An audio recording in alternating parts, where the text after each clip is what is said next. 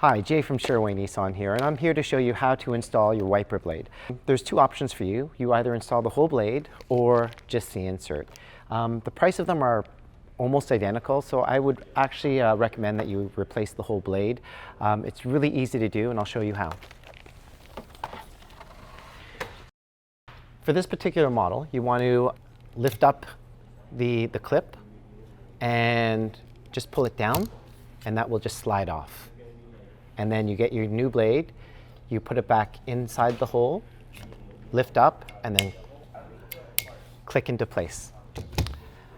So if you have any other questions about car maintenance or anything that you want to learn about your car, please feel free to comment below.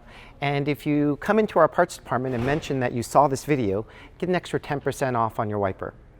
Thank you for visiting. This is Jay from Sherway Nissan, where your way is a sure way.